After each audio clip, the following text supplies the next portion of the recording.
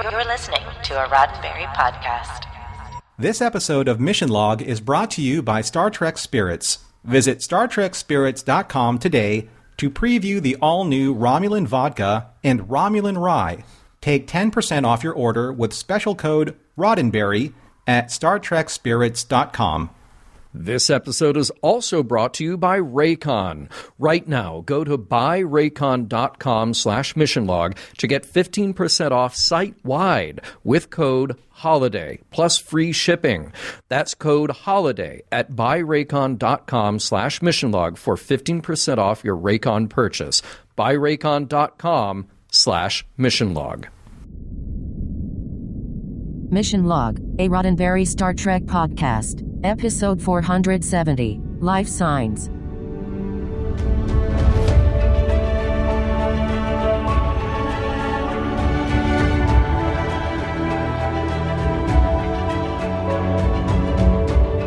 Welcome into another episode of Mission Log, a Roddenberry Star Trek podcast. I'm Norman Lau. And I'm John Champion. Each week on Mission Log, we take a look at an episode of Star Trek, examining it for the morals, meanings, and messages, and trying to determine if it stands the test of time. This week, Lifesigns, the one where the Doctor discovers he's more than a mere program as he falls in love with a Vidiian woman whose life he saves by turning her into a hologram. I'll return shortly with trivia, but first Norman will tell you how to stay in touch with us. Mission Log is a conversation about Star Trek. Drop us a line at missionlog@roddenberry.com and join us on Twitter and Facebook at MissionLogPod. While you're at it, leave us a review and a rating at Apple Podcasts or your favorite podcast platform. And please remember your comments could be used on Mission Log or Engage on the Roddenberry YouTube channel. And now, here is John Champion with this week's trivia. Well, thank you, Norman. This week we have an episode written by Kenneth Biller. He gets both the teleplay and story credit. But as with everything, we're really looking at a collaborative effort. Ken wrote the first script, but then it was Jerry Taylor and Michael Piller who gave him guidance for the next round. The general concept stayed the same, though, an exploration of the EMH's romantic life. And this episode, with one exception, was a time/budget saver, too. Very little in the use of guest stars and very little in the way of new set pieces. So overall, it came together quite easily and earned Ken his reputation for turning out good scripts for Voyager. It was directed by Cliff Bole, very familiar name to all of us, of course, as he's been around since the early days of TNG, having directed 25 episodes there and 7 for DS9. We most recently discussed his episode Meld for Voyager. Okay, we have to talk with the music that comes up in the scene in the 57 Chevy on the holodeck. This was actually first pointed out to us by a member of our Discord, so thank you very much, Pax Federatica. Now, in that scene, when it was first broadcast, the car radio plays I Only Have Eyes for You by the Flamingos. That also appeared on the VHS release intact. Skip forward a few years and the DVD release replaces that song with My Prayer by the Platters. On Netflix, and I can also confirm on Paramount Plus, the original song has returned, but the closed captioning still uses the lyrics from My Prayer at certain points, making it a little weird if you're trying to follow both. All right, let's meet our guest stars. Remember what I just said about keeping costs down for this episode? Well, we have just a handful of guest stars, and most of them are returning to Star Trek. As Michael Jonas again, we have Raphael Sbarge, and his contact, the Kazon Lorum, is played for a second time by Michael Spound. We do get an additional moment with Seska, at last for poor Jonas, played again by Martha Hackett. There's one new actor in a small role, though. You may remember in the episode The Cloud that we met a gigolo in Chez Sandrine. He was played by Luigi Amodio. This time around, we have a similar gigolo with a similar makeup and wardrobe, but he is played by a different actor. This time it's Rick Gianassi. In addition to a handful of TV credits, you may have seen him in any number of movies produced by Lloyd Kaufman for Troma Pictures, chief among them, Sergeant Kabuki Man. And finally, in the role of the Vidiian, Dinara Pell, we welcome back Susan Dial. If you don't remember, we first met her in the TNG episode Silicon Avatar, where she played Carmen Davila. We mentioned that Susan has worked across a broad spectrum of roles, and you may have seen her in soap operas like Days of Our Lives, where she was a regular in the early 90s. She appeared twice on the original Quantum Leap as Beth Calavici, and then came back twice in the same role for the 2022 reboot of that series. We will catch up with Susan one more time on Voyager.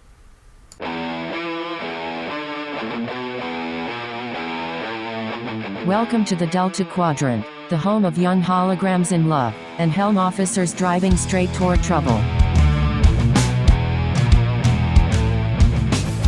Prologue. Tom Paris bursts onto the bridge and is late for duty again, but makes sure that everyone within earshot of him knows that delivering Samantha Wildsman's baby is to blame. Or was it a faulty turbo lift? Either way, Tom's current drama will have to wait, as Voyager has intercepted a distress call from a small, unarmed vessel with one very faint life sign aboard. It is a Vidiian female who is outside of Vidiian space, and her life signs are fading quickly.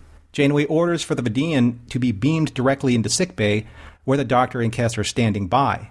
After a cursory examination, the doctor discovers a highly sophisticated bioneural implant on the female Vidiian's temple, capable of transmitting synaptic patterns and neuroelectric impulses.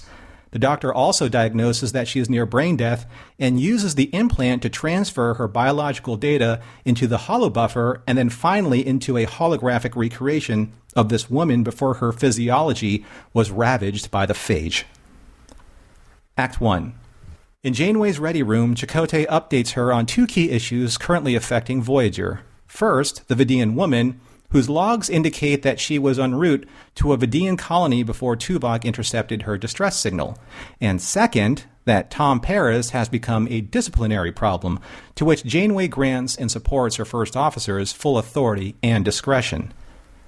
In sickbay, the doctor and Kes activate their Vidiian patient's new holographic body, while her phage-ravaged body remains in stasis.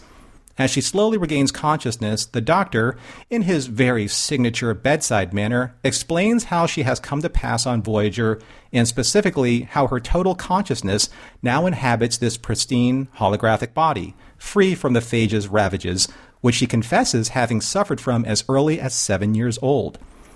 After composing herself from an understandably emotional reaction to what she has just experienced, well, understandable if you're anyone but the doctor, she introduces herself as Dinara Pell, a hematologist who was en route to her home colony after helping to treat an outbreak of the phage on Phena Prime.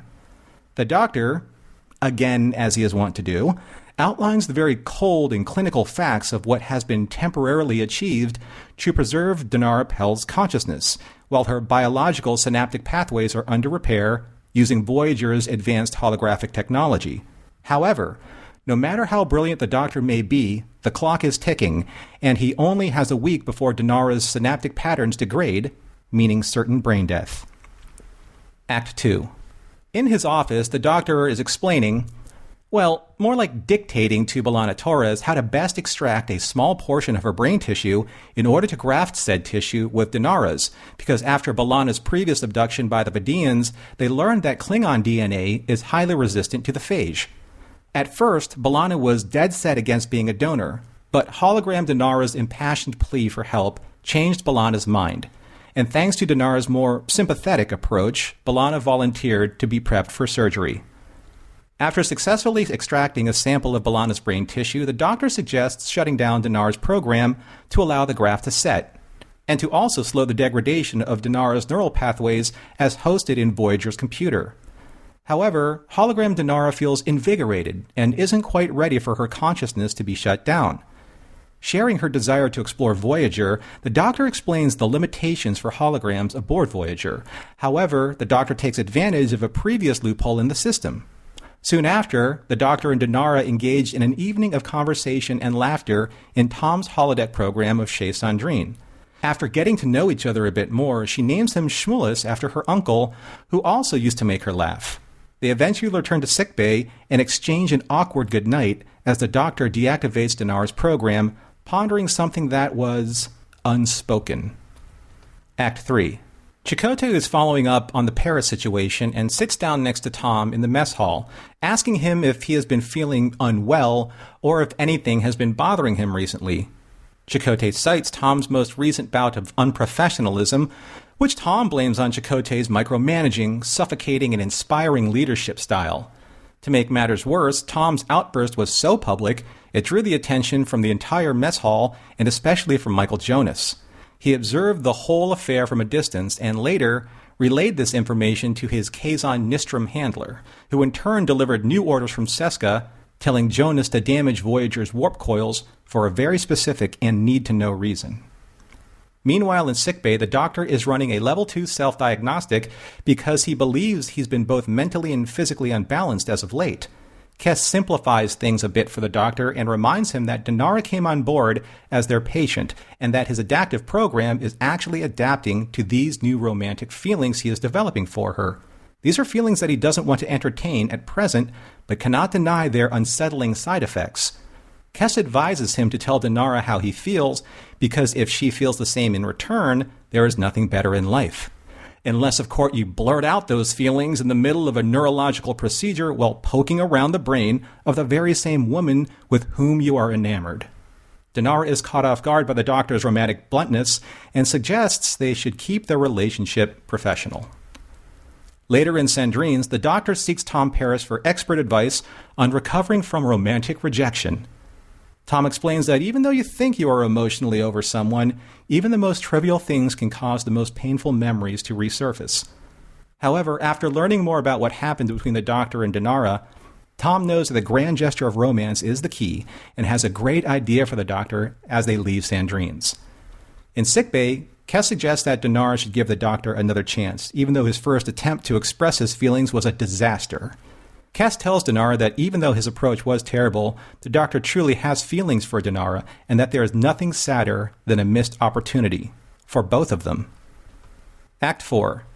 The Doctor nervously waits for Dinara in Tom's new holographic program, a romantic getaway complete with a metallic blue 1957 Chevy convertible overlooking a gorgeous view of a Martian sunset. Dinara materializes into the Chevy's front seat right next to the Doctor, who immediately showers her with gifts of roses, a box of chocolates, and a stuffed teddy bear.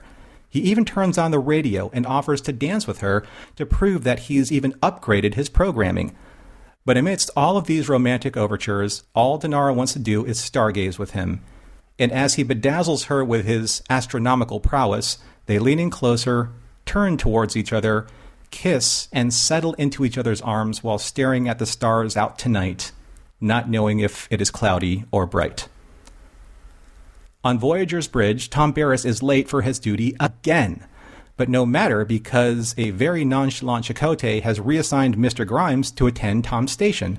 Tom is outraged and makes sure everyone in earshot knows it as he pleads his case to the captain, who quickly reminds him that Chakotay has the final say in this particular matter. And just as Chakotay pulls Tom aside for a few choice words, he shoves Chakotay to the ground, and Janeway immediately orders Tuvok to escort Tom to the brig. When this news reaches Jonas, he relays all of this information to Seska, who in turn orders him to help her set a trap for Voyager by the time they reach Hemikek 4. And just as things are going well for the Doctor and Dinara during his latest round of adjusting her synaptic relays, his medical tricorder sounds an alarm, which means that Dinara's brain tissue is rejecting the graft, and he cannot continue the neurological transfer.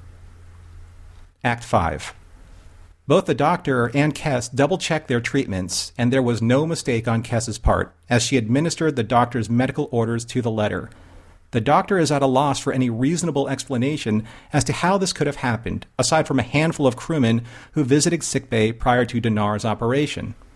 However, before the Doctor sends for Tuvok to investigate, Dinara confesses that it was she who poisoned her own phage-ravaged body so that it would perish, and she would remain in her perfect and beautiful holographic form, one that has given her a new lease on life, one that no one is repulsed by, and that is accepted by everyone. The Doctor pleads with her to complete the neural transfer, or she will suffer permanent brain death, which, as a sworn healer, he cannot allow. He pleads with her that no matter the disfigurement of her real body, it is still her, who he will never look upon differently. He also tells her that if it wasn't for her, he would never have understood love and the pain of losing that love, which has changed his programming forever. Later in Sandrine's, Dinara, now back in her real Vidiian body, is ready to return to her people, but not before she embraces the Doctor one last time, sharing in the dance that he programmed into his subroutine just for her. The end. What a romantic story, Norman. Well said. Oh, but can we just talk about Tom Paris? I think we're going to have to. I mean, I think we have to. The dude is late yet again. By the way, as somebody who has run late more than a few times in my life, here's a tip. If you're lying about why you're late, don't go with the old delivering a baby excuse because especially if you're on your ship with only 140 people can check on that, and everybody knows that Samantha Wildman is just going to stay pregnant until Voyager gets back to Earth. Like, that's the plan. So, by that same token, like, don't make an excuse of being held up by an elevator on a one-story building. So just don't, right? Yes. Just doesn't work. Yeah. Can't do that. I know we're making, we're making light of this whole thing, but I have to say that I think we have to put kind of like a tracker now on Tom, because I'm just not buying it anymore. Like, I get like maybe one time or another, like when he burst in B'Elanna's meeting, yeah, sure, okay, you're late this one time. But now it's supposed to be like months of this, right? And he's like, hey, look, I'm late. Look at me. Look at what I've done. I'm not on duty again. I'm like, all right, we get it. We get it. Something else is going on. Yeah. We get it, right? I mean, even to the point where, I don't know if you saw this, but I timestamped this at 35 seconds into the opening scene, where it looks like Chakotay facepalms so hard, he's like, he didn't do it, but it looks like he did off camera because his tattoo is smeared. Yeah. And, I noticed a little bit of that. I'm glad you pointed that out. A lot of times on shows like this, they're doing that makeup fresh every day, and somebody like Michael Westmore or somebody assigned specifically to Robert Beltran would draw it by hand. And I just keep thinking, like, that is the time you need a stamp. You just need a template you can slap on somebody's face, color in the lines, and then go, and then you can keep replacing it all day long if you need to. But it did look a little funky every now and then. I will say, with the introduction of Dinara, this was a cool way to bring back an established race in the Delta Quadrant. I'm getting a little tired of it's the same Kazon every week following us until we're just, out of range? I don't know. And at the same time, giving an individual some nuance and some depth. And I felt like from the start, the Vidiians had layers that we had not fully investigated here. So right from the beginning, I was very interested in this way to set that up. And I do love this scene, though, because sometimes the Doctor plays clueless so well. Dinara seeing her own body through her holographic eyes, and she gasps. And the Doctor says, is something wrong? Yeah, because you don't just see your own body from the outside lying on an examination table. That's freaking weird, Doc. Yeah, but a cool... It's weird, and he's also like, this isn't the emotional response that I was thinking that you would give me. I mean, where's my thanks, right? He's playing the Doctor almost as if the Doctor was just turned on again, with that kind of delivery. Right. I thought the overlay graphics, the way that they built up Dinara's body from like the skeleton up, and the overlay and the animation, I thought that was really, really well done. That looked fantastic. Yeah. Here's the big question, though, and I'm sure that it's on Memory Alpha or in someone's technical manual, but Voyager's computer has a lot of gigaquads. A lot. Yeah. Right? Yeah. So the Doctor says his program takes 50 million gigaquads. The twisted data... that was deposited into the computer was 20 million gigaquads. And I double-checked this from Threshold. Tom's telemetry data was 5 billion gigaquads. Whoa. There's a lot of gigaquads going on in Voyager. Yeah. That is. Yeah. Wow. You got to think that at some point like everybody on Voyager is just going to be assigned to a server room, just like popping out drives. Like an external hard drive, like a shuttle or something like that, right? They just offload data. That's it. You just see them trailing a shuttle. Yeah. Again, gotta say, incredible makeup in the Vidiians. Altered a little bit, like a little lighter, a little less gruesome on Danara, but still just very, very well done. Very consistent, with the way that the phage ravages the tissue. Speaking of going all the way back to another phage episode, Faces, right? I like that they bring back the reality of B'Elanna's trauma from Faces into this episode. But let me ask this.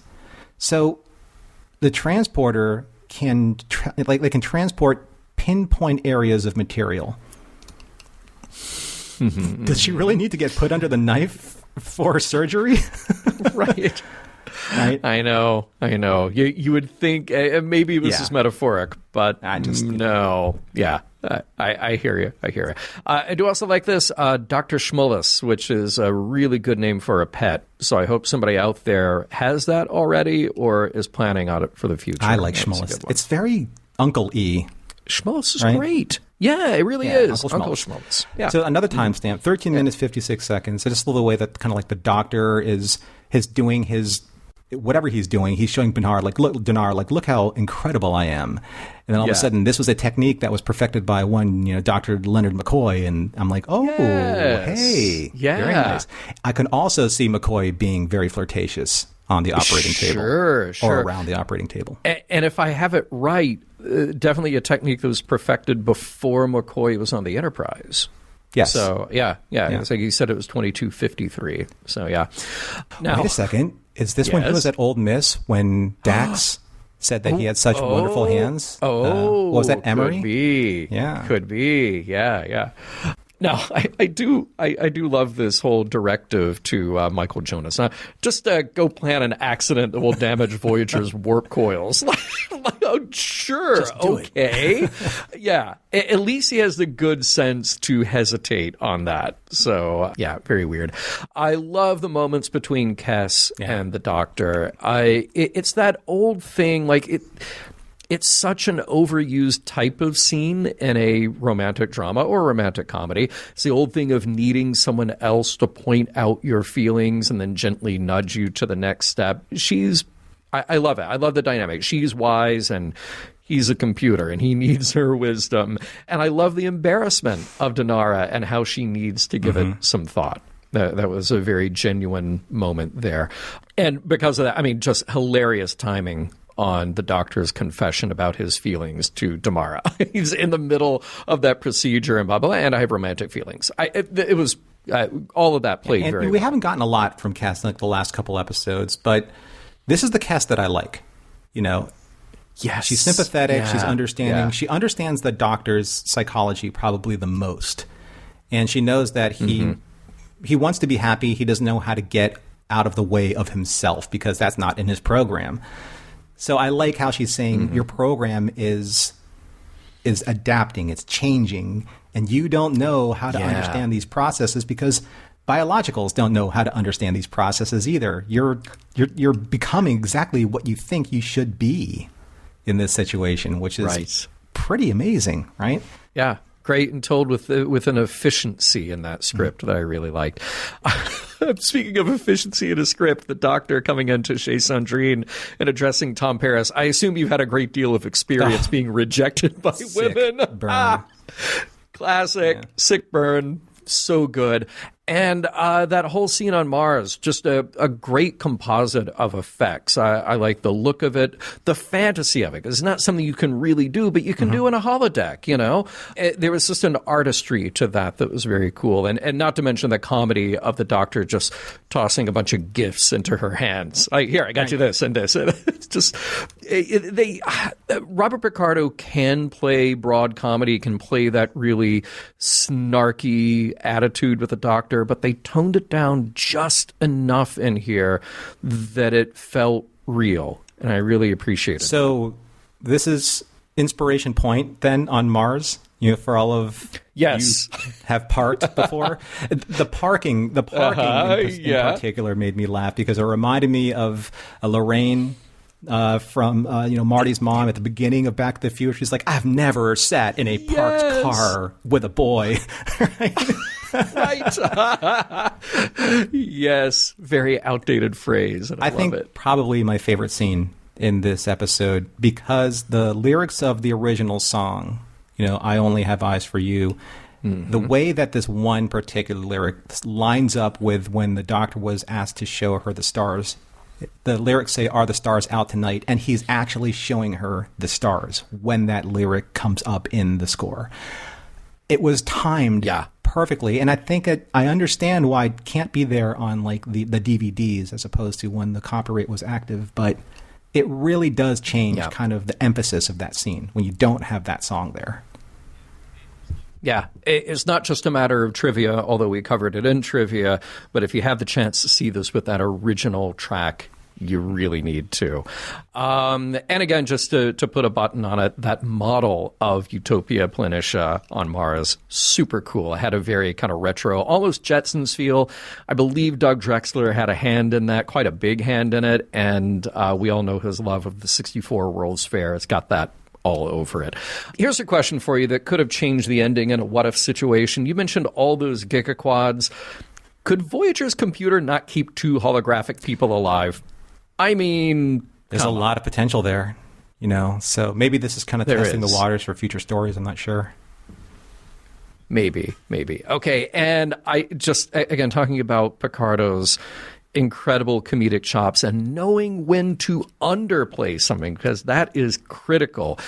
His monologue to Dinara at the end, I was just a projection of photons held together by force fields, a computerized physician doing a job, doing it exceptionally well, of course, but still, oh my God, I must have rewound that 20 times and rewatched it because it was gold. Yeah, that's the kind of lines where actors are like, yeah, that's a good line. Yeah, right. But having someone like Picardo and understanding his character like he does, being able to emphasize that whole exceptionally well, of course, that's his timing. He understands his character that way. This was the line too far for me with Tom. And it makes me think that, okay, whatever's happening to him is something it's obviously some type of scheme in a way, because he's not, I know that he's belligerent with Chakotay. I know he's mouthy, but you're not just going to straight up shove a superior officer to the floor then be like, hey, look, I shoved him to the floor. Look at me. I did that. That was me. Right. Yeah. I mean, come on, Yeah. All right. So even if that was problematic, though, I think we can agree, though, that the ending of this episode, the final scene of this episode, despite any flaws like that, absolute picture perfect perfection. If Tom was going to take out his frustrations on Chakotay that way, he should at least have had a jam box standing by to play Bad to the Bone. We will get right back to Lifesigns after a word from this week's sponsors. And Norman, our first sponsor this week, new to the show, and such a perfect combination of our interests. We're very pleased and excited to tell you all about our new relationship with Star Trek Spirits. Yes, folks, you heard that right, Star Trek Spirits. And in particular, as we mentioned at the beginning of this show, two new products that we are absolutely excited to tell you all about: Romulan Vodka and Romulan Rye, both packaged in their own individually numbered, limited edition, gorgeous carafes that you have only seen in the quality of a prop on screen. Yeah, and these things took a long time to handcraft to the bottles that we see today. They are filled, most importantly, with absolutely world-class spirits. We're talking about a vodka that comes from Napa that is distilled 4 times. We're talking about a vacuum-distilled rye. And Norman, as you were just saying, so this bottle, this is a custom-designed, handmade bottle. It has metallic gold hot stamping in Romulan on the front. And for the team at Star Trek Spirits, who have already cranked out some great products with Star Trek wines, this was the most technically challenging product that they have taken on up to date for Star Trek. Now, the whole goal here is to create this new line of ultra premium spirits worthy of the Star Trek universe and help to reimagine some old classics to turn out a product that will be sought out by spirits enthusiasts as well as Star Trek fans. Now, this product has launched as of November 21st of this year. Not sure when you're hearing this podcast, but that's when, and it is just in time for holiday shipping. So here's what you want to do. You want to go over to StarTrekSpirits.com, add your name to that shipping list, to that notification list, and you can use our special code to take 10% off. Trust me, act now because they will sell out. Just to talk about the gorgeousness of the product. So the product is kind of like, it's 2 in 1. Mm-hmm. You have a wonderful spirit in the bottle, but then you have the bottle as the collectible itself. And as collectible aficionados, like many of us are, we always want to have that perfect Star Trek production prop collection on our shelves, in our bar, somewhere around the house. They're elegant, they're gorgeous, and we've always wanted to collect those. So at Star Trek Spirits, they work together with prop masters and the team at Star Trek Library to remanufacture and relaunch the brand new original designs with the front artwork application, with the gold foil stamping, something that is in your hands, almost indistinguishable from the real thing, from the real prop that was used on the motion pictures. And then you get to reuse it because they have this futuristic and functional Vino Seal glass topper, so you can reuse that bottle as a decanter. And I can't wait for you to have that in your hands today. So what you do is you visit StarTrekSpirits.com today to check out the all-new Romulan vodka and Romulan rye. And exclusively for us, you can take 10% off your order with the special code Roddenberry at StarTrekSpirits.com. So it's that time of year again, John. Yes, it is. You know what time of year it is. Holidays. Happy times. Yep. Yeah. We're coming up on the holidays. Yep. It's the happiest season and not exactly the stress-freest of seasons. Maybe. Yeah. Well, because, we've all experienced this. We have holiday travel. We have, a little bit of the stress of getting, that family recipe, the cooking just right that makes pleasing everyone such an incredible challenge. Mm-hmm. You have all different types of conversations that are going on the dinner table and just the melting pot of family, friends, and stress. But here's one thing that you don't have to worry about. Here's something that can take stress off your list, and that's finding a great gift for the holidays. And that gift is the gift of Raycon. Ooh, yeah, some premium audio from Raycon. That's what I love. You've got them, I've got them, and I use them all the time. We're talking about Raycon's wireless earbuds, headphones, and speakers offering premium sound and useful features, like an almost custom fit. It's a comfortable fit. These truly are some of those comfortable earphones I've ever used. And get this, up to 54 hours of battery life. Now, anyone that you give them to will find a use for them right away, whether they use the speakers to start a party in the living room or maybe just escape the party completely, just get into your own world, right? You know what I'm talking about. Yeah.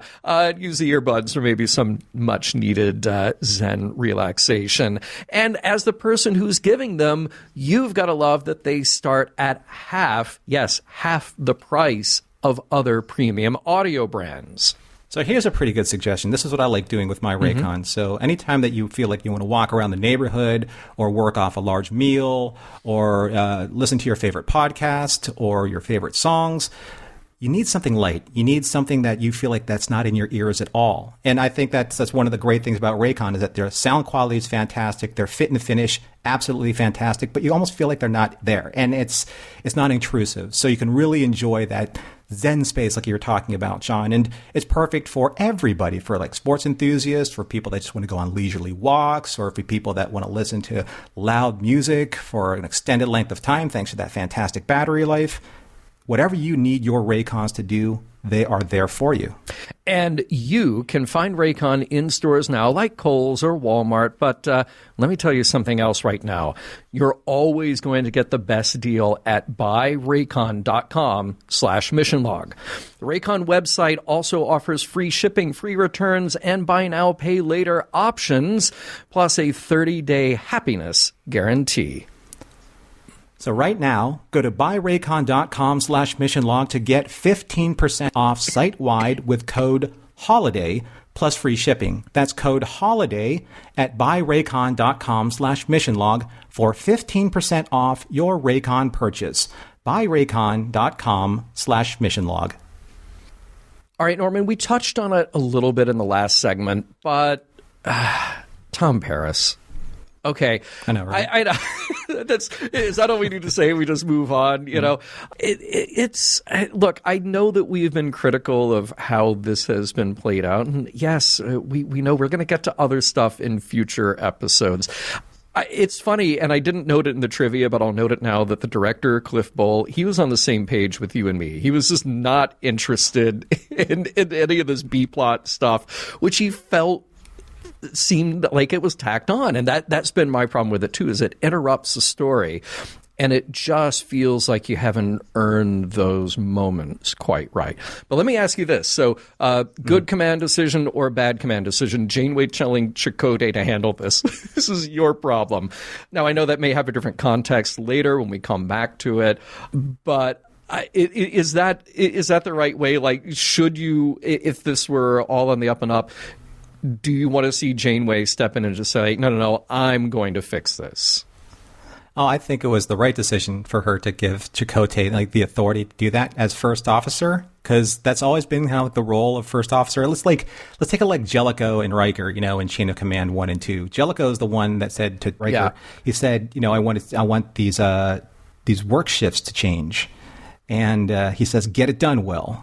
He's like, I could do it if I wanted to, but it's your job, XO, so get it done. Yeah. It's your responsibility. It's kind of like, this is on your resume, right? You're really good at leading teams and your organizational skills with crew members, and this is the job for an executive officer, so your problem, not mine. I got bigger problems to do, to deal with. So, but there is one interesting line, though, that I really liked in this whole scheme with Tom, and, it's, he says to Chakotay, being a leader also means knowing when to give your people a little leeway and let them be creative. I might as well put the ship on autopilot for all the freedom you give me to do my job. How many times have we felt that way in our positions in the workplace? Yes. Right? Wherever you are, you always feel like, what? If it's a very sympathetic or empathetic line for Tom, because that's real. For all of the stuff for all of the posturing that he's doing, maybe that line actually really is real. Yeah. In some way, shape, or form, like down in his psyche. Yeah. Yeah. I think that's look, you got to play it real, and I think he does. And I think that, yes, we can all relate to that. So, yeah, it's not just created out of nothing. My curiosity is just when we have exhausted this whole thing, will we feel like it was earned and was it successful? But the question you're posing is, does Chakotay walk away with a little piece of this ringing in his ears like, oh, yeah, maybe I don't give my subordinates the leeway they need to do their jobs. Maybe they don't feel appreciated. I think it would have been more interesting if you heard about Tom's behavior through other crewmen other than Tom. Because that in and of itself is saying that the crew has taken notice. Like they've brought up maybe Baxter had a conversation with Tom, or a run-in, where Tom was, encroaching on his workout space and Baxter had to throw down on Tom. Or someone like, maybe you heard it from a Neelix, where, they started butting heads again, or from Hogan, or from Jonas, like anybody, like saying, hey, look, we're getting crew complaints. Yeah. And they're going up the chain of command to Chakotay, and Chakotay's like, Captain, I have like half a dozen crew complaints here saying that Tom is being a regular jerk. Right. That, to me, would have brought, I think, a lot more of credibility into Tom's behavior. Yeah, I agree. I agree. Well, let's talk a little bit about another ancillary character to this story, and that is B'Elanna Torres. Such a short scene with her, but I love what it gets across, because B'Elanna is rightfully so angry about the very suggestion that she donate a little brain tissue. Oh, what's a little brain tissue? Come on, you're not using that part. To save a Vidiian.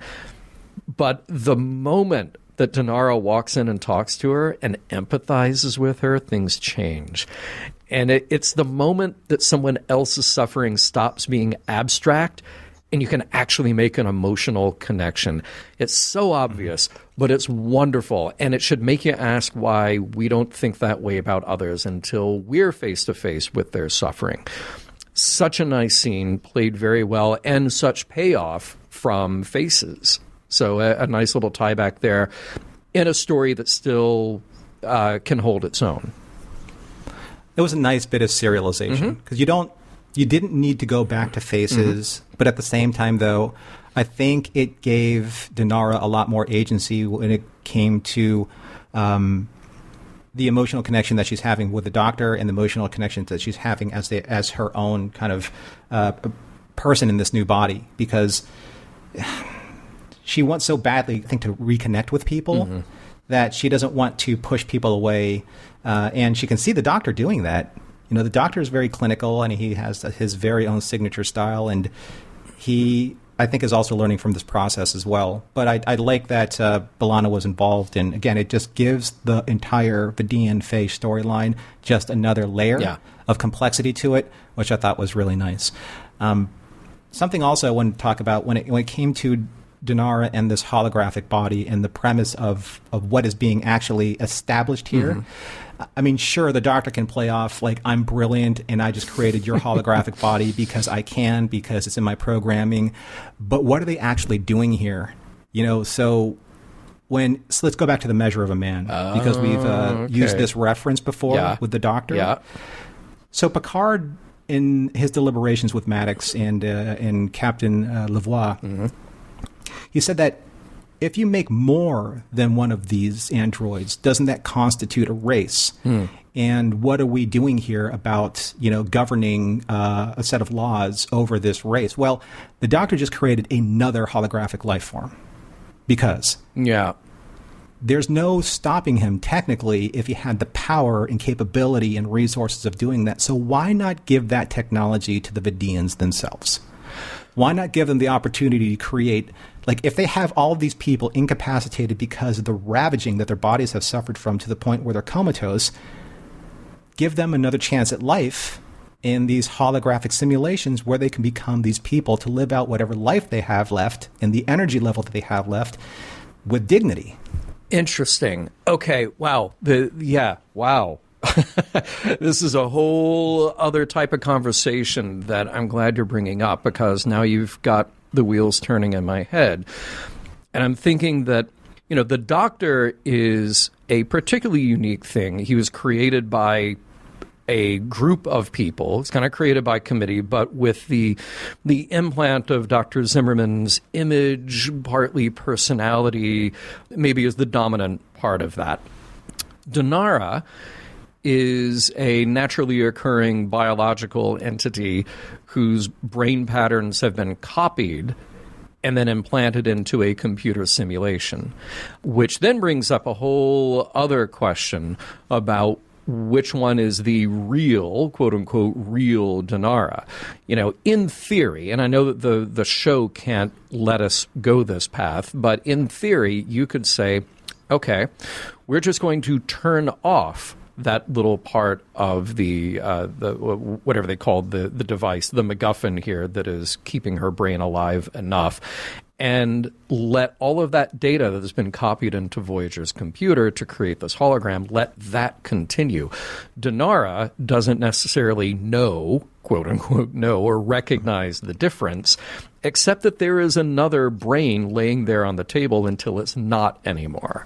I wondered about that if you go that route and you say to the Vidiians, here's a technology that will upload all of the contents of your brain into this holographic simulation so that when this body dies, some form of you, this consciousness, will continue to live over there. Now, if you're awake on the table, you're not aware because you're not experiencing the same things that your holographic avatar is experiencing, but your holographic avatar is just as much convinced that they are you as you are convinced that you are you. Now, how many people do you do this to, and how sustainable is this? Do we end up with a situation like Sargon and his people, who end up just being entities in a sphere until he decide to make robot bodies and then try to take over the galaxy? Maybe that's not such a great way to go. But I really did wonder about this existential problem of what do you do with these patterns and data with a little d, not our data, robot data. Certainly not data. Yeah, right, exactly. What do you do with that when potentially that could give somebody a form of immortality? And again, the you may have two sets of beings that, from that point that they diverge, have different experiences, different input, but they are not aware of the other's consciousness. It's almost an impossible thing to crack. You can take a look at it from adding a governor to all of this, and that is that holographic body is only alive as long as the brain is alive. Because that's with Dinara, her body, her brain health is dictated the connection between the hologram and the information that was being streamed through the pattern buffer into her holographic body, but it was all sustained by, her brain still being alive. So once her brain dies, or once she suffers brain death, then it's actual death for the body. It's kind of like the Matrix, right? Before the Matrix was the Matrix. But it's just one of those, it's the possibility that the Vidiians have, this incredibly advanced technology. They might be able to learn something in order to maybe help ease the passing of very terminally ill patients, to give them a sense of dignity before they die. Yeah. No, that's very true. Well, let me turn this part of the conversation back around to the Doctor, because then we've got another question about what's going on with him. From very early in Voyager, we've had these discussions where the crew are trying to understand and accept the Doctor as a being. And Kes was the first one who's just like, no, he might be holographic, but he has this life, he has this awareness, and we all need to get on board with this idea. And I wondered does this change the game for some of those who are maybe the latecomers to that? Because we've had a Doctor with a personality, which you can chalk up to experiences, traits, whatever they're programmed into the system that powers him. But is this the first time that he has felt something? And is this an evolutionary expression of that program, of that computer actually developing an emotional life and deciding, no, you can't focus on your work right now because you're focused on how much you like Dinara? Does that change? Is this a moment that the Doctor has become something else? Maybe only in the eyes of certain other crew members. Maybe Kes is the only one who really gets it because she was there for it. And I guess ultimately maybe the answer to that doesn't matter beyond what we establish in Measure of a Man, which is it's really just about us affording that entity the dignity and the rights to live and be without us deciding one has more rights over another. I think that all of this can be seen through him not having a name. Because until he's actually named, until he has that power, or until somebody has that power over him, he's just still this entity, a program. He even, self-referentially calls himself the Doctor, no name. I've been named before, but they didn't stick. There was, the instance of Samantha Wildman getting named, her baby being named after maybe Kes's father. And now, because he feels so strongly about this woman, he's entertaining her uncle's name, Shmulus. Which I thought it was just, it was really tender of that moment where, she kind of offered that up in Chez Sandrine. But I think that until he actually settles on that gives him power over himself and not not others having power over him when he actually accepts and adopts a name, is when he becomes that being, a whole being, you know. I don't know if we're going to get to that. I haven't seen that far ahead. But as of right now, it's just a series of kind of like checks and balances of, I've learned this, check. That's part of my program now. Can't go backwards. I learned how to dance. Check. You know, I can't go backwards from that. I can't roll that back to his previous version, you know, the previous system update. Right. So everything he learns is a system update, right? Yeah, interesting. Voyager computers stopped signing previous versions of the program. Exactly. Yeah. So let's talk about Dinara's journey a little bit here. And I feel like we have to kick this question around because I feel like the writing staff probably asked themselves the same thing as the episode came together. Did she make the right decision? She made the heroic decision. She made the selfless decision. But how would we feel about Dinara if she chose to stay? She was trying to kill her body. She was, I mean, we just did an episode about Right to Die. How would we feel about her carrying that out and succeeding in killing her physical body? I mean, look, we could speculate all day about other options, like outfitting her shuttle with a holographic emitter, keeping her in a pattern buffer or whatever. But I know that there will be ways to write around that and say, no, you can't do that. Again, I go back to this question about, is the holographic version actually her?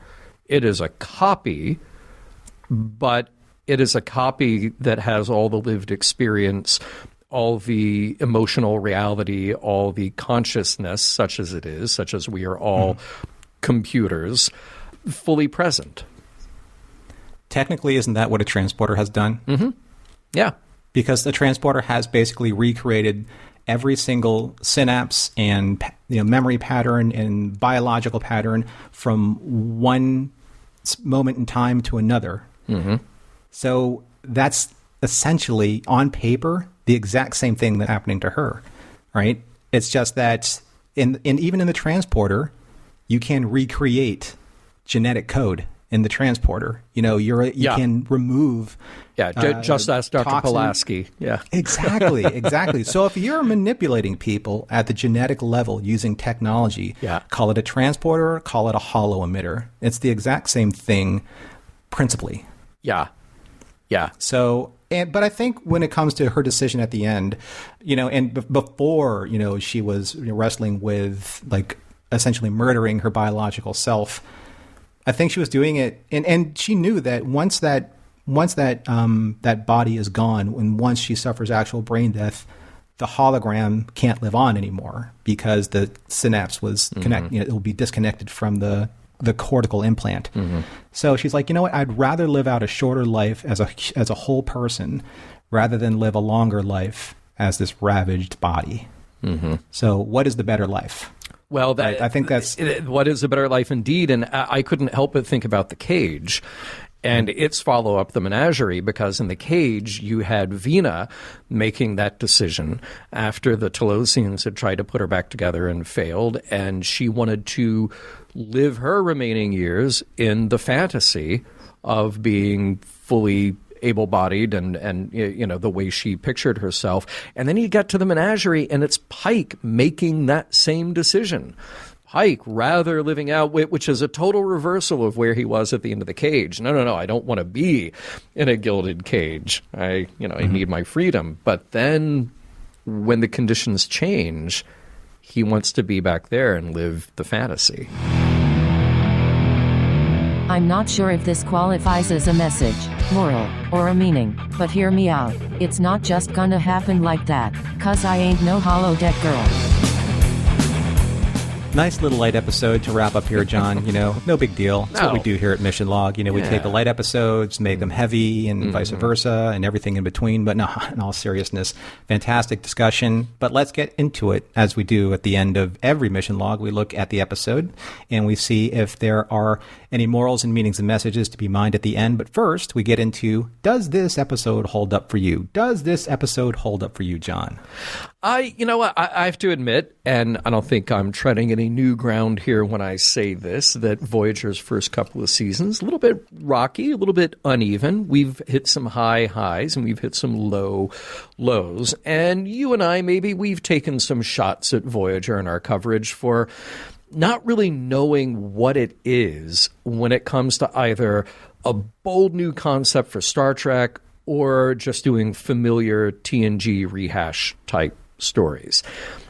And I want to say that in the very best sense of both of those options, this episode lands. The setup and the production technique, very straightforward and pretty obvious. Introduce a singular new character into our crew. Just so happens that this one is an alien whose appearance at first forces us to have this kind of biased reaction. Then we take the time to get to know her through the eyes of a familiar character who has also done some growing and has some more growing to do on his own. Like these are all things that Star Trek has done and continues to do very well. This episode uses one of the more interesting Voyager-specific species that we've encountered, and it uses one of the strongest characters in our primary crew and tells this emotional but very accessible story and gives us these big moments of growth in the process. It really has everything. And Robert Picardo, again, just shows himself to be an MVP yet again. And what I love here is that you have a story that is very high concept at the outset. You got a hologram, and you got a hologram doctor, and you got to move a brain pattern to another place, blah, blah, all high concept stuff. And yet it manages to just go along and capture these essentially relatable emotional truths. Sometimes when Star Trek decides to do a romantic story, it falls apart, seems false, seems fake, seems tacked on. This one does not. And I cannot help but find this episode holding up beautifully and doing so in the very best traditions of Star Trek. There, I've gushed enough. Norm, you tell me how this was a wreck, a disaster. You're done with it. You're leaving. No? Right? No. Yeah? Right. No? Yeah, okay. no, all right. No, we're on the same page here, John. And it's Okay. been fun in the last couple episodes, because, we've had some like differing opinions, which has been fantastic. But I think when an episode is really told well and the story is very clear, and you're right, you take an elevated premise and then you fuse it with kind of like the traditions of Star Trek, and especially with Voyager, with a lot of kind of like the techno speak, etc. What's really rising above all that is kind of like the simplicity of this romantic story and what makes humanity, very unique and very singular and something that everyone can understand. And that is this aspect of love, and the structure, I think, in this episode works really well because you have a very limited amount of set changes. It's like a play. I think that's when Star Trek is also at its best. It's when you're not really wrapped up in the spectacle. You're more invested in the characters, in the nuances of the relationship that's happening within the story. Yeah. And this is like, I'm not saying that this is at the same level of, say, Duet or Jetrel. Sure. But you have just those very isolated scenes, with the Doctor and Dinara, in just a few scene changes where you're always paying attention to them and not necessarily where they are. Yeah. Maybe with the exception of being on Mars, but that was for a very specific point. Yeah. So, and also I think that this is an interesting dynamic with storytelling, because usually the great drama in stories between antagonist and protagonist. But this is more like protagonist and the protagonist, right? You have the Doctor as a protagonist and Dinara as a protagonist and somewhat of an antagonist, but not really. Mm-hmm. But because the relationship is so complex, it's the issue that brings out the drama between the two of them. And they're not necessarily like they're certainly not like, say, the Doctor's motivations and her motivations towards the end.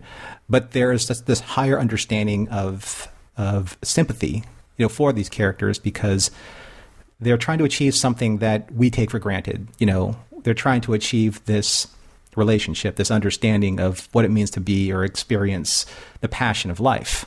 Yeah. So that's something that's very just well told in this episode. And I think that it's rare to have this very immediate and unique chemistry between, Bob Picardo and Susan Deal. They are magic from scene one, and you either get it or you don't. Yeah. On camera. So they have that. It was fantastic. And you're right in your observations.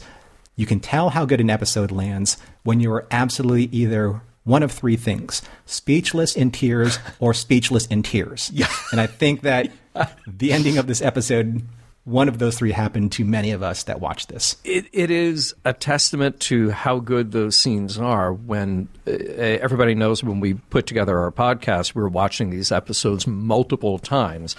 And when I can have the same emotional reaction 2 or 3 or 4 viewings in, I know that it's a strong scene. That final scene gets me choked up every time, and that final scene has one line of dialogue in it. It's all done with showing. It's all done with feeling. And if I think about it, I will start to get choked up again, so we're going to move on. All right. All right. Morals, meanings, messages. This episode is a beautiful love story. What do we take away from it? Well, I don't think this episode has to hit us on the head with too much because it's just the beauty of the story unfolding. Since we did have a little bit of music in this episode, a little pop music in there and mentioned in our trivia, let me also quote a classic from 1966 by The Temptations, Beauty's Only Skin Deep. Great song. Mm-hmm. You guys can put together the rest of that on your own. I also, we've talked about how good Kes is in this episode and how good those few scenes of her with the Doctor are. There's nothing sadder than a missed opportunity. I just love that. I love that little bit of wisdom from Kes. That's something to hold in your heart. We should all do that. And kind of the beauty of this is that love makes things complicated, which is fine. Is love more powerful than programming? I guess for the EMH with adaptive programming, yeah. And even if he could by will just shift the priorities of his program to focus on his work, he can't. He can't. And I like that little bit of human experience. You can't just direct your emotions because they direct you. And there's such a great deal of humanity to be realized in this Doctor. This is what Star Trek does well, which is allows us to see ourselves through an alien, or in this case, a manufactured intelligence. And it's what Sci-Fi does well. It's what Star Trek does exceptionally well.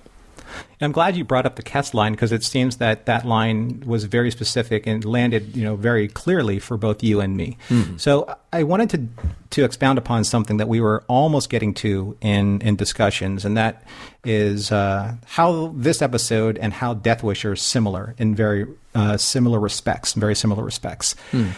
So Death Wish is like the bookend to this episode, and this is it's the contrast to Lifesigns, because both episodes have to do with, you have Quinn's story and Dinar's story, respectively, but they're both focused on the quality of life issue, but seen in opposite extremes. So in Death Wish, it's what is life if life is lived without joy, without passion, but eternally. Mm-hmm. And then in contrast, you have what is life if the quality of life that exists doesn't allow you to achieve your fullest potential. But even if you had the smallest fraction of being able to live that potential, would you take it? Even if it was going to be short-lived. So again, echoing what you said about Kes's sentiment, she says to Dinar, I can't pretend to know what your life has been like, but I do know that there is nothing sadder than a missed opportunity. So at the end of Death Wish, the podcast and not the episode, I mentioned an episode from Highlander, the series, called Timeless. But I don't think that I referenced why that episode fits into this conversation.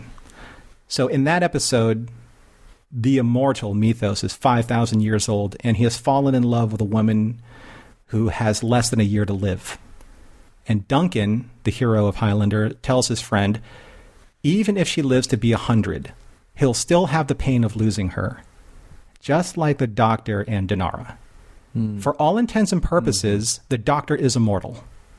Yep. And no matter how long he and Dinara have, he will one day still have to experience the pain of losing her.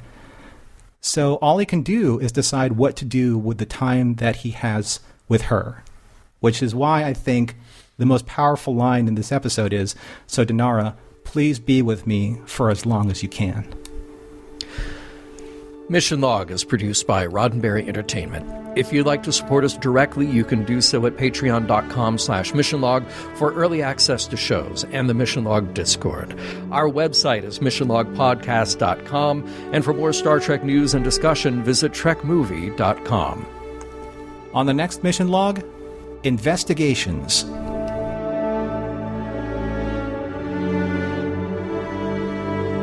Some of the music for Mission Log provided by Warp 11, online at warp11.com.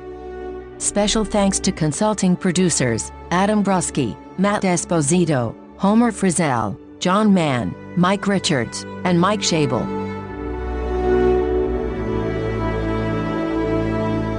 Thank you for calling the Kazon hotline. We appreciate your call. Press 1 for standard lingua code, 2 para español, or 3 if it's just Jonas again.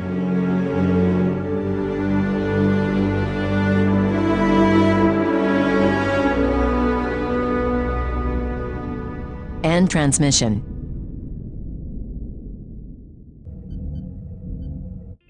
This is a Roddenberry podcast. For more great podcasts, visit podcast.roddenberry.com.